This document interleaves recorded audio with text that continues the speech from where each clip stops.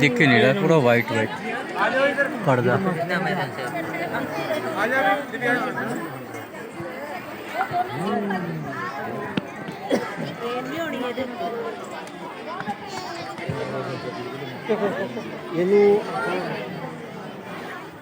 कल्पना चावला का फोटो था।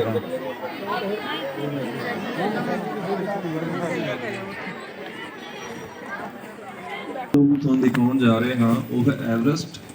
ਜਦੋਂ ਫਿਲਮ ਦੀ ਆਪ ਜੀ ਨੇ ਆਪਣੀਆਂ ਸੀਟਾਂ ਤੋਂ ਉੱਠਣਾ ਹੈ, ਬਾਹਰ ਜਾਣ ਦਾ ਰਸਤਾ ਪੌੜੀਆਂ ਦੇ ਉੱਪਰਲੇ ਪਾਸੇ ਲੈਫਟ ਤੇ ਰਾਈਟ ਸਾਈਡਸ ਤੇ ਐਗਜ਼ਿਟ ਡੋਰਸ ਨੇ, ਉੱਥੋਂ ਦੀ ਤੁਸੀਂ ਬਾਹਰ ਜਾ ਸਕਦੇ ਹੋ। ਧੰਨਵਾਦ।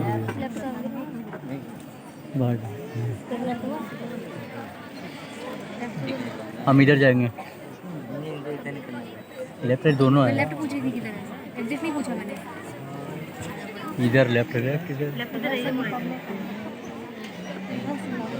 मैंने डायरेक्शन लेफ्ट या राइट ऊपर से लेफ्ट कहाँ? लेफ्ट राइट बोथ साइड है, आउटसाइड देखो।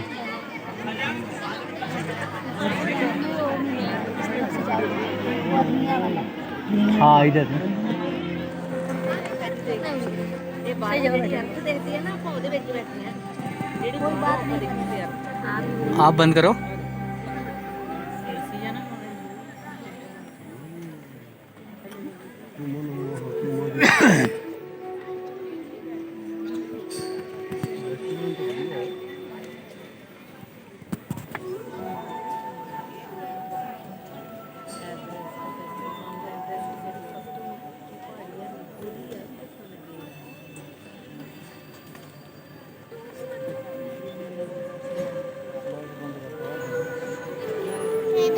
एक ऐसी जगह है जो सबसे ऊंची है, जहां बादलों के पार सपनों का पीछा किया जाता है, जहां बस ताकतवर और भाग्यशाली ही बच पाते हैं।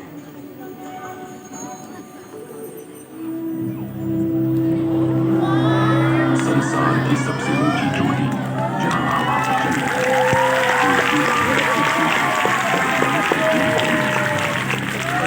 ठंडी आग की तरफ फेफड़ों को जला क्या हुआ, क्या था? एवरेस्ट कहे जाने वाले इस माउंट पहाड़ एवरेस्ट। पर कई लोग मर चुके हैं।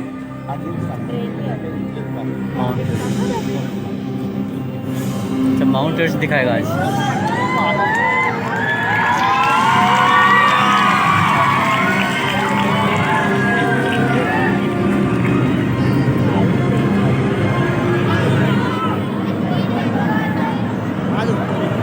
ओ बड़ा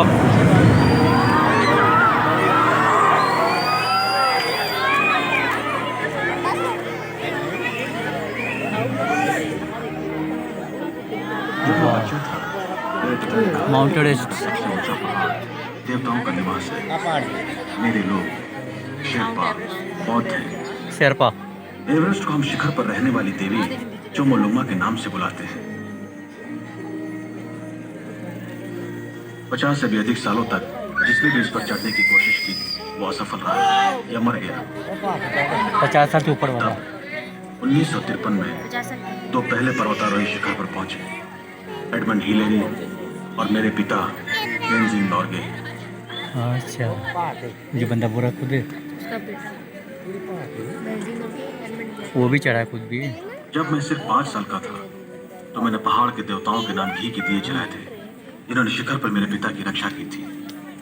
उन्होंने कहा था कि पहाड़ ने उन्हें अपार शक्ति दी है। मुझे लगता था यही है। वे दुनिया के सबसे बहादुर व्यक्ति थे।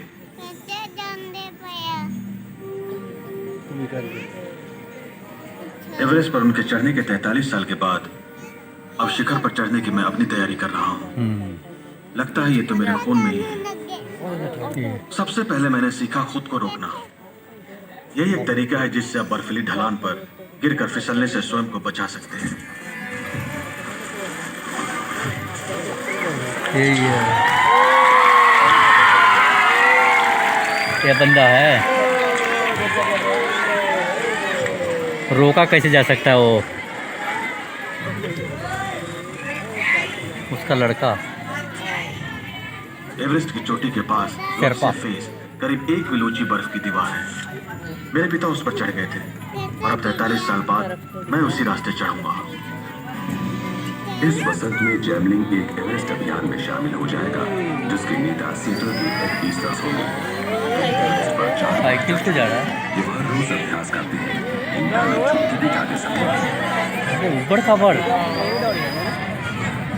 मैं अपने साथ एक कुशल आरोहियों का दल लाया हूँ जो एवरेस्ट के भूगर्भ का अध्ययन करने वाले वैज्ञानिकों की मदद करेंगे। इस साल मेरी मंगेतर पौला बेस कैंप की मैनेजर होगी। हम शादी के सिर्फ 2 हफ्ते बाद ही एवरेस्ट पर जा रहे हैं। मेरे हिसाब से एवरेस्ट पर हनीमून सस्ता रहेगा।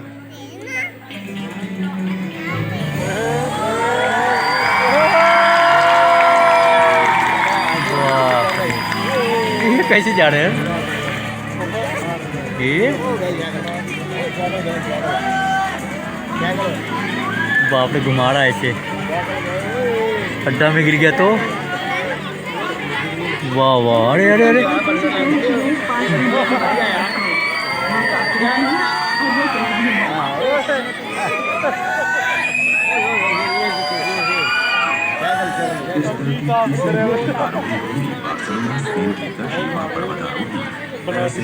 स्पेन में चल रहा है अभी। जो कई ऊंचे पहाड़ चढ़ चुकी है मगर वो लटका हुआ उधर।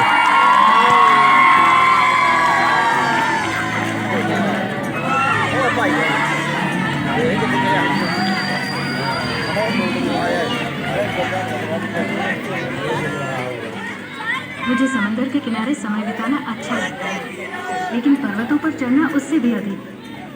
मैं कुछ साबित करने की कोशिश नहीं कर रही।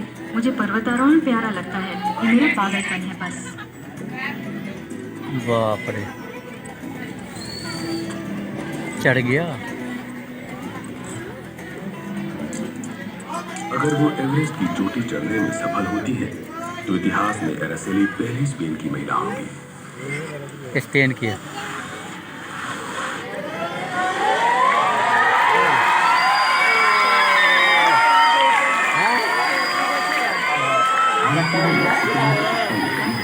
उनका लक्ष्य यहाँ से आधी दुनिया दूर है। हिमालय। एवरेस्ट की चोटी दुनिया की सबसे ऊंची पर्वतमाला हिमालय का हिस्सा है जो एशिया के बीचों बीच 1500 मीटर तक फैला है। इसकी बर्फीली चोटियों से बहुत नीचे सब ट्रॉपिकल जलवायु की घाटियों में बसी है नेपाल की राजधानी काठमांडू। काठमांडू। ये शहर मुझे बहुत प्यारा है। 1953 में मेरे पिता और हिलेरी यही काठमांडू से यात्रा पर निकले थे। 15 मार्च को हमारे दल के लोग भी अपनी योजना बनाने यही जुटेंगे। काठमांडू राजधानी है।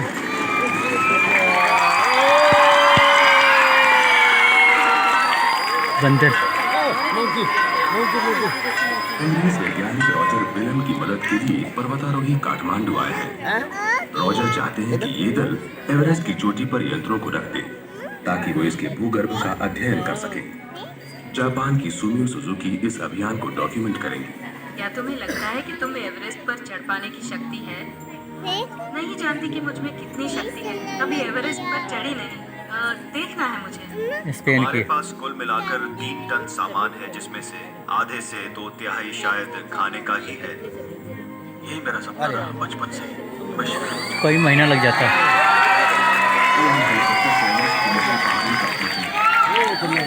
आने वाली मुसीबतों से रक्षा के लिए पूजा चक्रों को घुमाने में सुमिनो मेरा साथ दे रही है। पेट के भारे पर ये चर्चा रूसी हेलीकॉप्टर को देखकर तो मुझे लगा कि जितनी हो सके उतनी पूजा कर लेनी चाहिए।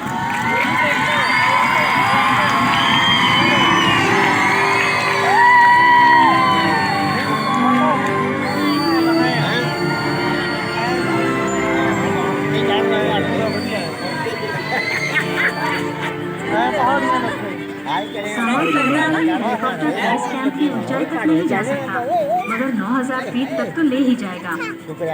वहाँ से 30 मील चलकर ही माउंट एवरेस्ट के बेस कैंप तक जाएंगे।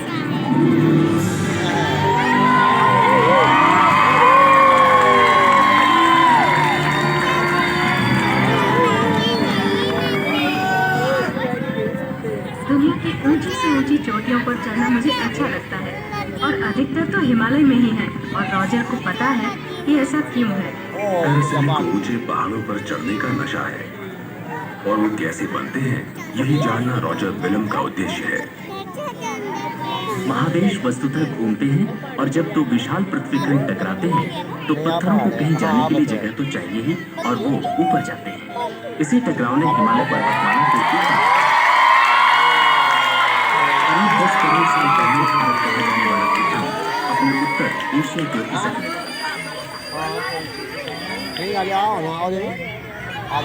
जब महादेश टकराए तो भारत का एक हिस्सा एशिया के नीचे चला गया और बीच की जमीन दबाव से ऊपर उठ गई। उसी से बना हिमालय। भारत अभी भी एशिया के नीचे घुसता जा रहा है, इसीलिए हर साल हिमालय 1/4 इंच और ऊंचा हो जाता है। 29,028 फीट पर माउंट एवरेस्ट समुद्र तल से 5.5 मील ऊपर दुनिया का सबसे ऊंचा पहाड़ है।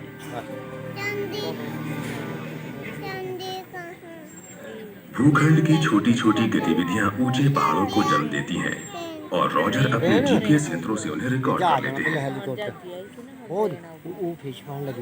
रॉजर तो वो खुश दिखता है जब वो अपना ज्ञान दूसरों को बताता है। उसके लिए तो भूगर्भ एक जीवंत प्राणी है। पृथ्वी के अंदर की वेगवान शक्तियां जो इन पहाड़ों को 5 मील ऊंचा बना देती हैं, भयानक भूकंप का कारण भी बन जाती हैं। खुमजुंग जैसे गांव में कुछ ही मकान ऐसे बने हैं जो इन झटकों को सह सकते हैं। हम भूकंप की भविष्यवाणी नहीं कर सकते, पर यदि हमारा दल एवरेस्ट के ऊपर जीपीएस माप लेने में सफल हुआ तो हमारे आंकड़े और भी सही हो जाएंगे। 13,000 फीट पर एक एकांत टीले पर बसा है ध्यान कोच का पौधा। गौतम बुद्ध 43 साल पहले मेरे पिता एवरेस्ट पर चढ़ने के लिए देवता का आशीष लेने इसी बौद्ध विहार में रुके थे। बौद्ध विहार। शेरपांग का विश्वास है कि पूजा करने वालों की तो पर्वतीय देवता रक्षा करते हैं, मगर खराब नियत वालों पर क्रोधित भी होते हैं, मृत्यु दंड भी देते हैं। इसीलिए पर्वत का सदा आदर ही करना चाहिए। देखो क्या याक सामान ढोने वाले 7 याकों के दस्ते के साथ हम बेस कैंप जा रहे हैं। याक बोलते इसको। याक देखा। सेहतमंद आदमी भी ऊंचाई की बीमारी से मर सकता है, मगर यदि आरोही धीरे धीरे चढ़े तो शरीर कम ऑक्सीजन के लिए तैयार हो जाता है, जिसे जलवायु के अनुकूल बनना कहते हैं। खून की लाल कोशिकाओं की संख्या दुगनी हो जाती है ताकि वो अधिक मात्रा में ऑक्सीजन जमा कर सकें। 29,000 फीट की ऊंचाई पर किसी का जिंदा रहना ही एक अद्भुत है। अगर किसी को समुद्र तट से सीधे एवरेस्ट की चोटी पर ले जाया जाए तो कुछ मिनटों में ही बेहोश हो जाएगा और फिर जल्दी ही दम तोड़ देगा।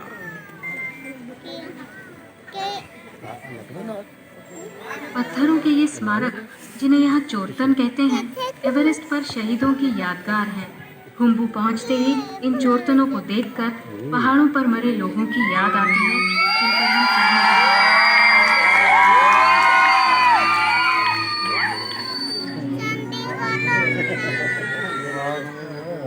2 अप्रैल को हम एवरेस्ट के नीचे तक पहुंच गए हैं। यहाँ एक विशाल ग्लेशियर पर हम बेस कैंप बनाते हैं।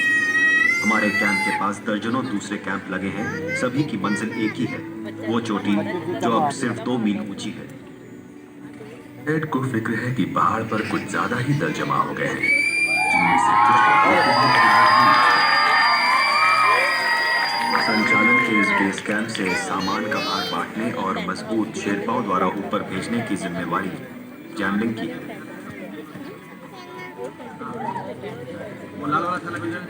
मेरी तरह बहुत तेरे शेरपा बिना बीमार हुए या सांस की तकलीफ के भारी बोझ ऊपर तक ढो सकते हैं। हमारे खून में ऑक्सीजन अधिक होता है, इसीलिए जब मैं कहता हूँ कि पहाड़ चढ़ना तो मेरे खून में है, तो मैं मजाक नहीं करता। दल के सभी लोग मुझे बेहद अच्छे लगते हैं, मगर मैंने कभी सोचा भी नहीं था कि मेरे हनीमून पर 30 लोग होंगे। 30 भूखे लोग। बड़े बावर्ची को चंगबा कहते हैं। ये हमेशा ही गाता रहता है, हंसता रहता है। सच ये बहुत ही मजेदार आदमी है।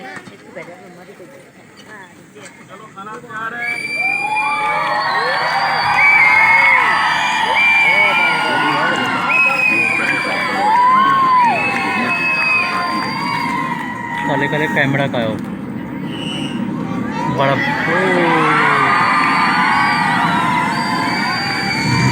तेरी अवलांच बोलते हैं इसको, भूस्खलन।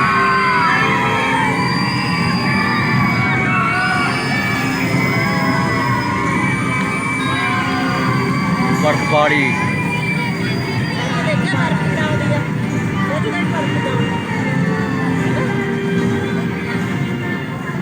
ऐसे होता एवरेस्ट है। पर 150 आदमी मरे हैं। करीब 1/3 की मौत तो गिरती बर्फ की चपेट में हुई है। हाँ।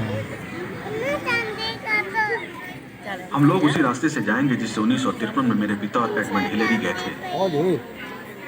इसमें 3 बेहद खतरनाक इलाके हैं।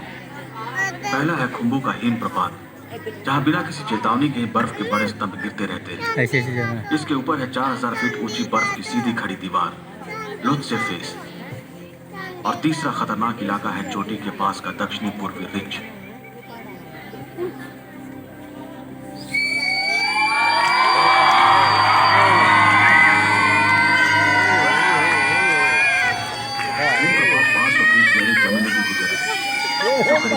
प्रतिदिन के हिसाब से नीचे गिर सकती है। कुछ विशाल हिमखंड का वजन तो 40 टन तक होता है, जो अचानक टूट पड़े तो आपको क्षण भर में पीस दे।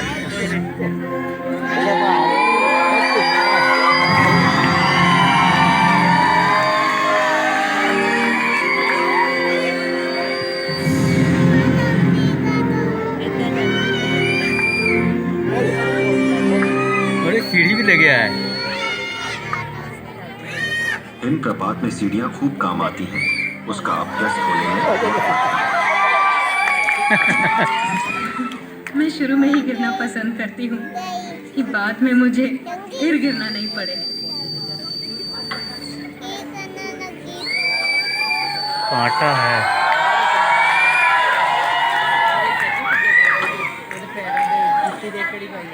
कांटा लगाया मेरे पाँव में।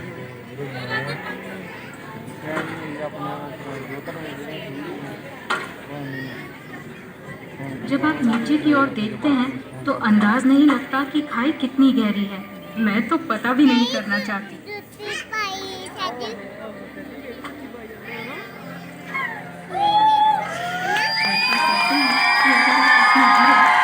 सीधे अमेरिका पहुंच जाएंगे। अमेरिका पहुंच जाएगा। एक दूसरे से सब रस्सी से बांधा है।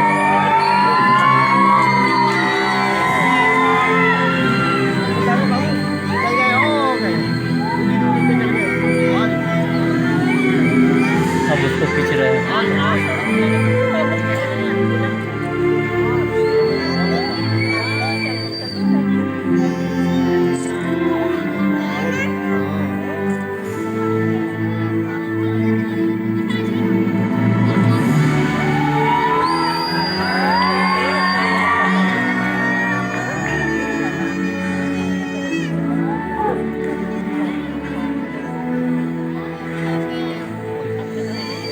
ये बंदा आगे बांधते जा रहा है।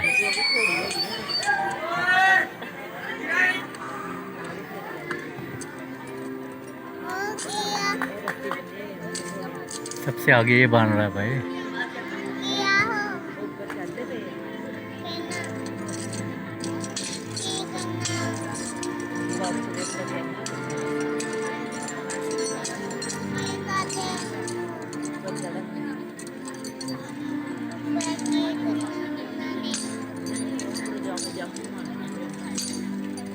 वाह भाई, खड़ी चढ़ाई।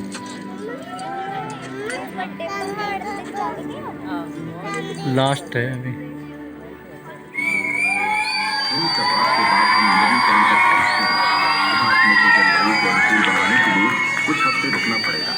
यदि आप एक बार एक बहुत ऊपर चढ़ गए तो एडेमा के शिकार हो सकते हैं। आपके फेफड़ों में पानी भर जाएगा और आपकी मौत हो सकती है।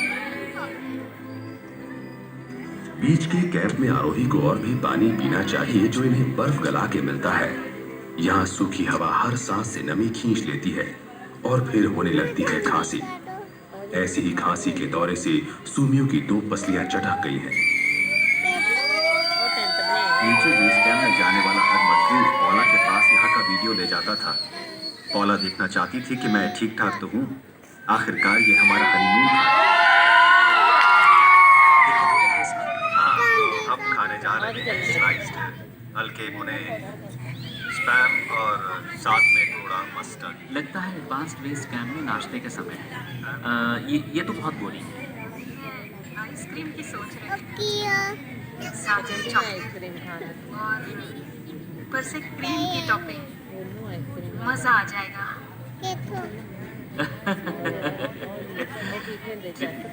चीज चल रहा 7 मई 5 हफ्ते में 22,000 फीट पर दल पर्यावरण के अनुकूल हो गया है, इसलिए अब खून की हर बूंद ज्यादा ऑक्सीजन रख सकती है।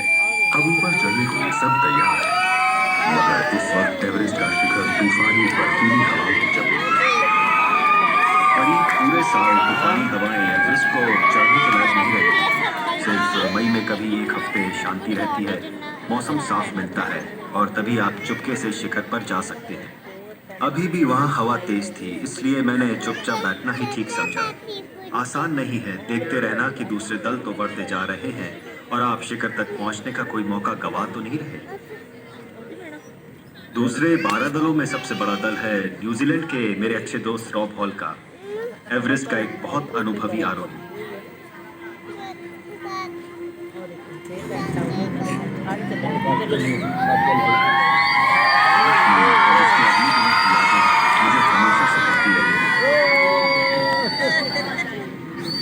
सीधी खड़ी बर्फीली लोत्से फेस की ओर उस दिन करीब 50 आरोहियों को बढ़ते देखा था। इसमें मेरा दोस्त रॉब हॉल भी था। उन्हें शिखर तक पहुंचने में 3 दिन लगने वाला था। हालांकि उस वक्त मुझे घबराहट सी हुई थी, लेकिन कभी कल्पना भी नहीं की थी कि वे एक भयानक दुस्वप्न की ओर बढ़ रहे थे। 2 दिनों के बाद वे ही आरोही शिखर की ओर फिर बढ़े।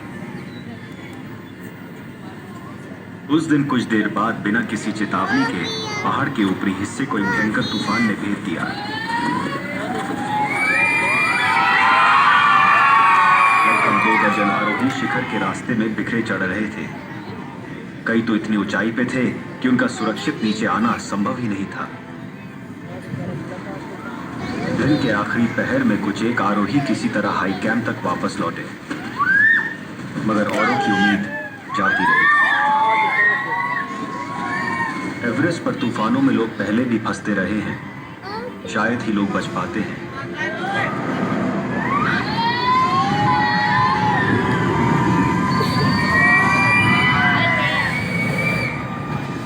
फंसे आरोहियों का ऑक्सीजन खत्म हो गया था। वो बर्फ की चमक से अंधे से हो गए थे, और जब बर्फीली हवा 0 से 100 डिग्री नीचे चली गई, 17 आरोही तब भी पहाड़ों में फंसे थे। रॉब भी उनमें था। जब रात हुई तो अधिकांश आरोही बर्फ में बीच पर उखड़ बैठ गए थे, इस आशा में कि रात कट जाए। जब पॉला ने उस रात बेस कैंप से मुझसे बात की तो उसने याद दिलाया कि रॉब की पत्नी जैन 7 माह गर्भवती थी। हमें इस सच्चाई को मानने में दिक्कत हो रही थी कि तूफान से जान बचाने में लगे हमारे दोस्त भी हैं, और शायद उनमें से कुछ लौट के ना आ पाए। मैं जानता था मुझे नींद नहीं आएगी। दूसरे दिन सुबह खबर मिली कि 7 आरोही अभी भी लापता हैं, मगर उनमें से एक रेडियो पर संपर्क में था, रॉब हॉल। होनी को पछाड़ वो 28,000 फीट की बर्फीली हवाओं में भी बच गया था, मगर रॉब में हिलने की ताकत नहीं बची थी। वो बेहद कमजोर था, ऑक्सीजन के लिए हाफ रहा था, मगर उसने हार नहीं मानी थी।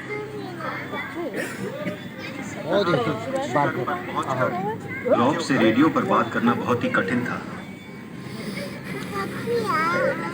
मैं उसके लिए कुछ भी नहीं कर सकता था। मैं मिडिल कैंप में था और वो कम से कम 2 दिनों की चढ़ाई पर। किसी तरह काम चलाओ रेडियो पैच के जरिए रॉब की बातचीत न्यूजीलैंड में उसकी पत्नी जैन से करा दी। जब हमने उन दोनों को सुना तो समझ गए कि हम हार चुके थे।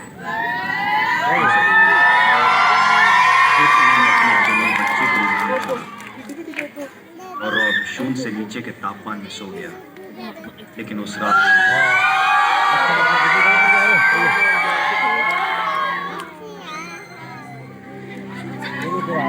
हाई कैंप से ठीक ऊपर बेहद तूफान में 22 घंटों से भी अधिक समय से भटक रहा था। दूसरे आरोहियों ने उसे मृत मान छोड़ दिया गया था और फिर करीब करीब अंधा बना पाले से पथराए हुए हाथ लिए बेक अपना सामान छोड़ खड़ा हो गया और चलने की कोशिश करता रहा। मैं बस इतना जानता था कि जितनी देर मेरे पांव बढ़ेंगे मैं उस कैंप की ओर बढ़ता रहूंगा, और मैं गिर पड़ा तो मैं उठूंगा, और अगर फिर गिर पड़ा तो फिर उठूंगा। चलता रहूंगा जब तक वो कैंप नहीं आ जाए या उस पहाड़ को पार नहीं कर जाऊं। बेक के दिल के साथ ही मान बैठे थे कि वो कहीं बर्फ में दबा मरा पड़ा है, इसलिए उसे हाई कैंप में आते देख वो भौचक्के हो गए। उसकी जिंदगी एक धागे से लटक रही थी, मगर एड ने तो बेक को बचाने की ठान ली थी। फिल्म यूनिट अपना सामान छोड़ पहाड़ों में मेरे साथ तूफान में निकल पड़े। हम रॉब को खो चुके थे, अब बेक को किसी भी कीमत पर खोने को तैयार नहीं थे। वो इतना अंधा और कमजोर हो गया था कि हमें सहारा देकर उसका हर कदम रखना पड़ता था, मगर हमारी मदद के बावजूद बेक में इतनी ताकत नहीं थी कि वो हिमप्रपात को पार कर पाता। भाले से काट हो गए उसके हाथ तो काटने ही पड़ेंगे। समय का संकट था, हमें उसे तुरंत वहां से निकालना था। 20,000 फीट पर हेलीकॉप्टर की सहायता का सवाल ही नहीं था। इस ऊंचाई पर हवा इतनी हल्की है कि हेलीकॉप्टर के पंखों को काटने के लिए कुछ होता नहीं। किसी भी क्षण वो अपनी ऊंचाई खो आसमान से गिर सकता है। एक ही पायलट जिसने कोशिश की थी ध्वस्त हो गया, मगर नेपाली पायलट कर्नल मदान केसी ने यह खतरा उठाने की ठानी।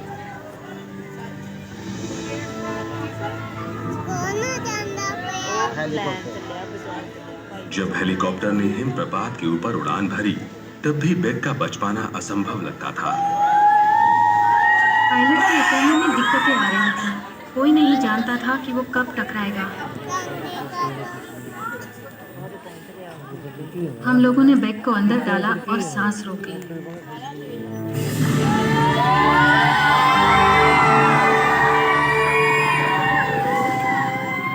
वहां से उड़ते ही मेरे आंसू बहने लगे। जिंदा बच जाने के लिए मैं बहुत कृतज्ञ था। कर्नल मदान, एड, वीस्टर्स और फिल्म यूनिट के सदस्यों की ही देन है मेरी जिंदगी। बचाव का ये काम अद्भुत होते हुए भी पहाड़ों के इतिहास की सबसे भयानक त्रासदी से एवरेस्ट पर छाए दुख के बादलों को छाट नहीं सका। तूफान में 8 जानें ले ली थी।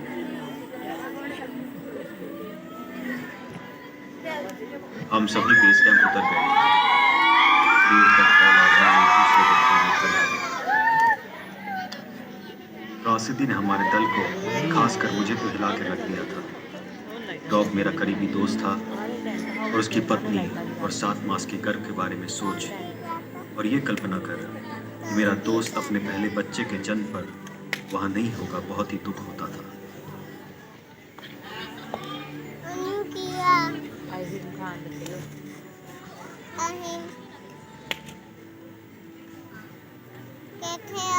रुको बस एक बार।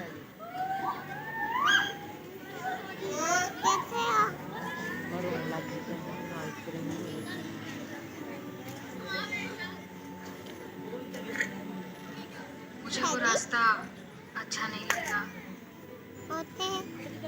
जहाँ मरे हुए लोग पड़े हैं। मुझे मरे लोगों को पार करते हुए डर लगता है। जब मैं अकड़े लोगों को देखना मुझे पसंद नहीं। बस बेस कैंप एक भूतहा नगर जैसा लग रहा था। दूसरे आरोही दलों ने अपना सामान बांधा और चले गए। हम लोगों ने भी सोचा कि शायद निकल जाना ही ठीक होगा। मैंने बहुत बिहार में पूछवाया कि क्या मुझे यह अभियान छोड़ देना चाहिए। 7 दिन बीत गए और मुझे लगा कि मेरा सपना कहीं खोता जा रहा है, मगर तभी बेग की खबर आई, जिससे मुझे बड़ी राहत हुई और हिम्मत भी बंधी। अपने घर डैलस लौटने के कुछ ही दिन बाद बेग अपनी हालत सुधारने में लग गया था। आखिर उसे अपने दोनों हाथ गंवाने पड़े थे, मगर वो कभी हिम्मत नहीं हारा, कभी जीने की चाह नहीं छोड़ी। उसके अद्भुत विश्वास से हम सब की हिम्मत बढ़ी। हम फिर से ऊपर चढ़ने की सोचने लगे, मगर अभी भी तेज हवा शिखर के बर्फ की कलंगी उड़ा रही थी। बात कुछ बन नहीं रही थी। हवा के होते चढ़ने का कोई मतलब नहीं होता है। अगर संभव नहीं है तो नहीं है। आपको चढ़ना है कि नहीं ये तो पहाड़ ही आपको बताते हैं। मुझे आखिर बिहार से संदेश मिल गया कि देवता मेरे अभियान के खिलाफ नहीं थे। अपने अलग अलग तरीके से हर आरोही इसी साहसी निर्णय पर पहुंचा था। उन्हें फिर से कोशिश करनी थी। उन्होंने अपने अंतर को शुद्ध करने के लिए एक पूजा की और तब अपने दुखों को ताक पर रख वो हिम प्रपातों के बीच एड के साथ चलने लगे।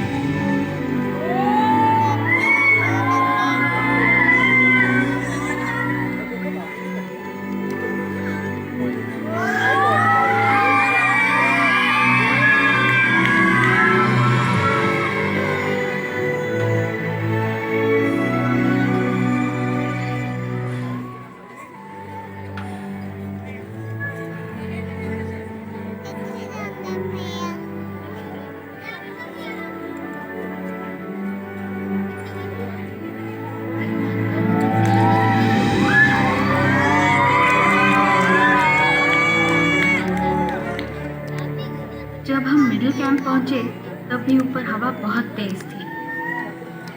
हम सोचने लगे कि हमें अभियान छोड़ना पड़ेगा।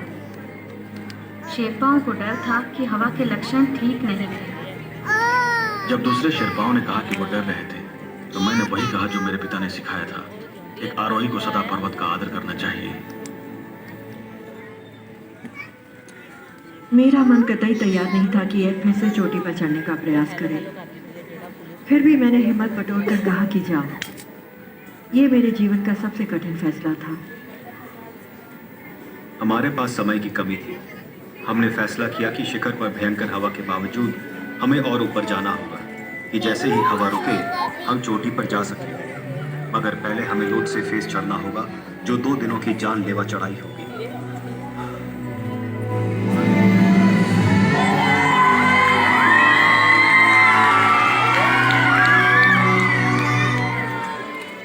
लोथ से फेस 4000 फीट ऊंची खड़ी बर्फ की दीवार है। हम बंधी रस्सियां इस्तेमाल करते हैं फिर भी लोग मरते ही हैं। उन्होंने क्लिप खोला, एक गलती की और फिर गिरे। रॉकेट की गति से एक आधा मील लुढ़के और फिर बिना पेंदी के किसी खाई में गुम हो जाते हैं।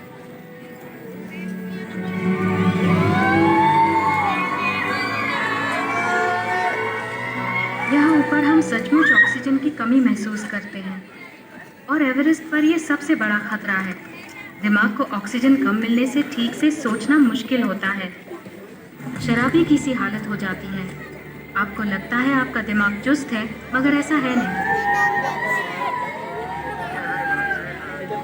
हाई कैंप पर हम लोग चोटी से करीब 3/4 तक पहुंच गए हैं। आखिरकार शिखर की हवाएं थम गई हैं। 26,000 फीट पर जीपीएस रिसीवर को सेट करना मुश्किल था, लेकिन ये काम कर रहा था। मैंने रॉजर से ये नहीं कहा कि हमने यहाँ सैकड़ों पत्थरों को देखा जो कभी समुद्र के गर्भ में थे। यहाँ से पत्थरों के अलावा भी ले जाने को बहुत कुछ है। 22 मई दल उस रात शिखर के लिए प्रयास करेगा। टूटी पसलियों के बावजूद सूमियों को रेडियो संपर्क के लिए हाई कैंप पर रुकना पड़ा। एड को चिंता थी कि पॉला को उसका भेजा वीडियो बेस कैंप पर मिला कि नहीं। यदि मुझे वापस लौटना पड़े तो मैं लौट आऊंगा। मैं सावधान रहूंगा। I love you. इतनी ऊंचाई पर आपकी बुद्धि धीमी गति से चलती है। आप सो नहीं सकते, खा नहीं सकते। आपका दिमाग ऑक्सीजन के लिए तरसता है। आपका शरीर कमजोर हो जाता है और आपकी मांसपेशियां जवाब देने लगती हैं। इसीलिए तो आखिरी 3000 फीट को मौत का इलाका कहते हैं। मैं बहुत तनाव में था क्योंकि कुछ घंटों में ही मैं जीवन की सबसे महत्वपूर्ण चढ़ाई पर जा रहा था। हाई कैंप से शिखर को करीब 12 घंटे लगते हैं। आधी रात को शुरू करना पड़ता है ताकि दोपहर तक पहुंच जाए। एड बिना किसी ऑक्सीजन के चढ़ने वाला था, इसलिए वो रात 11 बजे निकला। हम लोगों से 1 घंटा पहले। आधी रात को तापमान 0 से 30 डिग्री नीचे था। रसेली, जैमलिन और 5 शेरपा अपनी ऑक्सीजन की असर में एड के छोड़े निशान पर शिखर की ओर चल पड़े।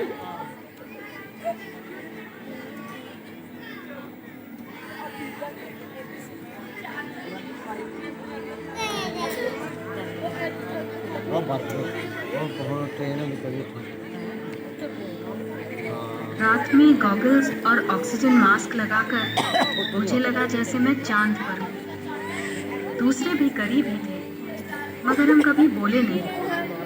मुझे लगा मैं बिल्कुल अकेली हूँ, ऑक्सीजन मास्क के अंदर बस अपनी ही सांस सुन रही थी।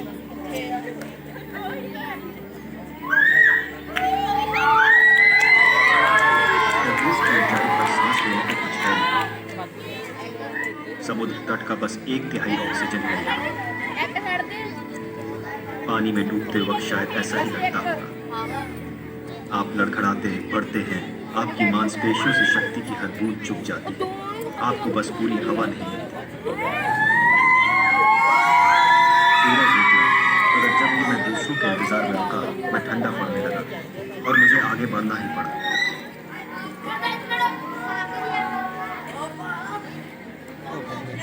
मैं बिना ऑक्सीजन बोतल के ही चढ़ रहा हूँ, क्योंकि ये चैलेंज मुझे पसंद है। बस मैं और ये पहाड़, सीधी सी बात।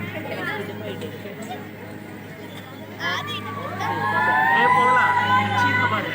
लगता है मैं पूरी टीम को दक्षिणी शिखर पर देख रहा हूँ। ओवर। मनुष्य का शरीर इस ऊंचाई पर जीने के लिए नहीं बना। वो चीखता है कि मुड़ो और वापस जाओ। उसे अच्छी तरह पता है कि एक गलत फैसला और मौत। अपने ही पैर को दूसरे के आगे बढ़ाने के लिए मुझे अपनी सारी ताकत और ध्यान लगाना पड़ रहा था। कभी जीवन में ऐसी थकी नहीं मैं। मन करता था बस बर्फ में बैठ आराम कर लूं, लेकिन फिर खुद से बोलती थी 10 कदम और।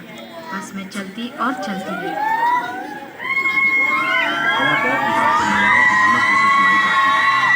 लेकिन हो सकता है ये मेरे दिमाग में चढ़ते खून के धमाके हों। दर्द जब से बढ़ने लगा, मुझे लगता है मैं मौत के बहुत करीब हूँ, बस उस पार गए बिना।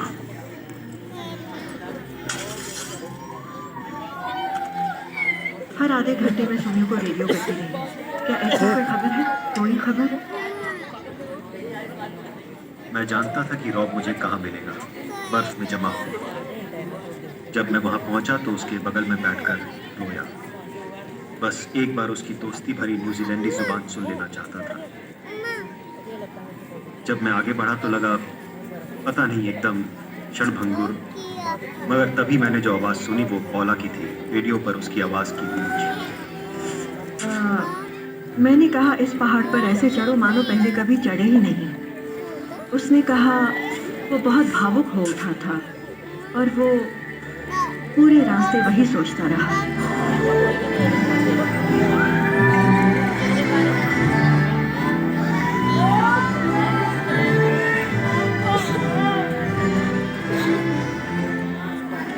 चढ़ाई की सबसे कठिन ढलान ठीक चोटी के नीचे है। पत्थरों और बर्फ की खड़ी दीवार जिसे हिलरी स्टेप कहते हैं। जब मैं उसे पार कर गया तो लगा कि मैं लक्ष्य पूरा कर लूंगा।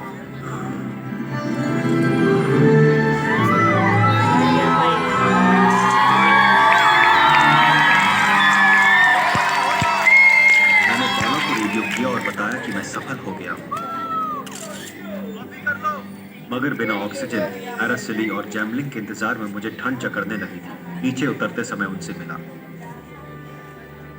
तब एड चोटी से उतरा और हमसे गले मिला। उसने कहा कि चोटी दूर नहीं है।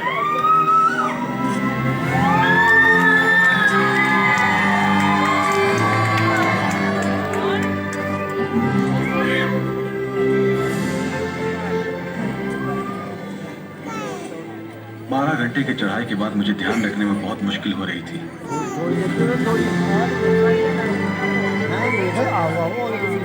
रिज के दोनों तरफ 1 मील गहरा कटाव है। चोटी के इतने करीब मैं फिसलना और गिरना नहीं चाहता था। बस 100 मीटर ही बचे थे, लेकिन वो मेरे जीवन के सबसे लंबे 100 मीटर थे।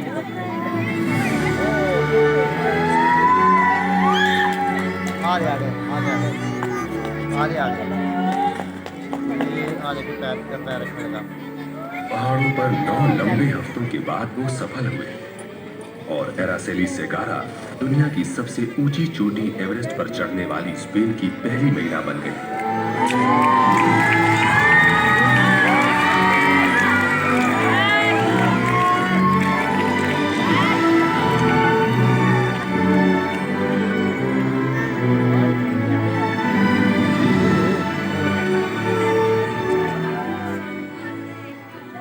चोटी पर पहुंची, मैं चूर हो चुकी थी। लेकिन तभी एहसास हुआ कि मैं वाकई यहाँ हूँ और मैं खुश हो गई। मुझे विश्वास था कि मैं चोटी से आधी दुनिया देख रही थी। पता नहीं मेरे दोस्त मेरे बारे में सोच भी रहे थे या नहीं। वो अंदाज भी नहीं कर सकते थे कि मैं दुनिया की सबसे ऊंची चोटी पर खड़ी थी। मैं चिल्लाकर कहना चाहती थी, मैं ठीक हूँ, मैं जीत गई।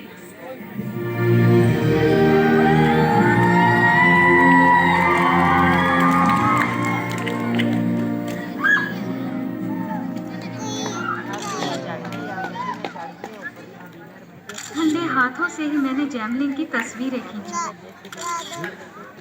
यहाँ पहुँचने के लिए उसने बहुत मेहनत की थी। मैं उसके लिए बेहद खुश थी। बचपन से ही मैं इस क्षण के सपने देखता रहा हूँ। मेरा मन गदगद हो उठा, मेरे आंसू गाल पर जम गए थे। मैंने वहाँ आदरणीय पूज्य दलाई लामा की तस्वीर के साथ अपने स्वर्गवासी माता पिता की तस्वीरें भी छोड़ी और एक छोटा सा खिलौना भी, जिसे मेरी 10 महीने की बेटी ने मुझे दिया था। साथ में संसार की देवी माँ चोमोलुंगमा के लिए प्रार्थना ध्वज भी।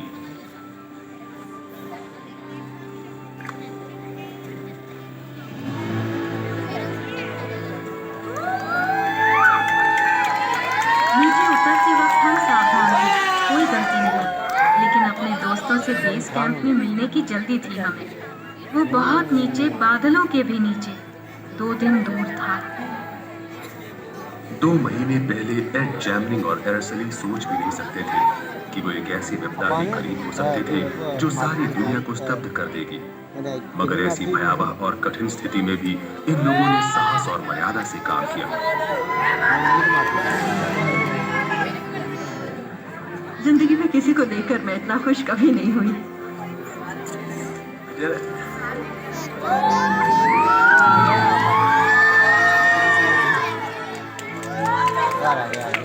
एवरेस्ट की ऊंचाई पर रॉजर का जीपीएस लगातार आंकड़े भेज रहा था, जो एक दिन भूगर्भ शास्त्रियों को भूकंप के बारे में और जान दे सकेगा। और जैमलिन का प्रार्थना ध्वज दुनिया की चोटी पर हवाओं के साथ लहराकर कुछ और संदेश दे रहा था। मुड़कर देखती हूँ तो ताज्जुब होता है कि एवरेस्ट की चोटी पर जाने के लिए मुझे शक्ति कैसे मिली। अब जानती हूँ कि पहाड़ पर चढ़ने की दीवानगी ने ही मुझे ये शक्ति दी। इस साल पौला बेस कैंप पर मेरा इंतजार कर रही थी। बात ही कुछ और थी, बहुत सुखद था ये। उसने अपने भाई को परे कर मुझे चढ़ने को उत्साहित किया था और इस कारण हम और करीब आ गए। मैंने तो सोचा भी नहीं था कि चोटी तक 20,000 जी के लिए चढ़ाकर इस सुरक्षित और अद्भुत चढ़ाई के लिए धन्यवाद किया।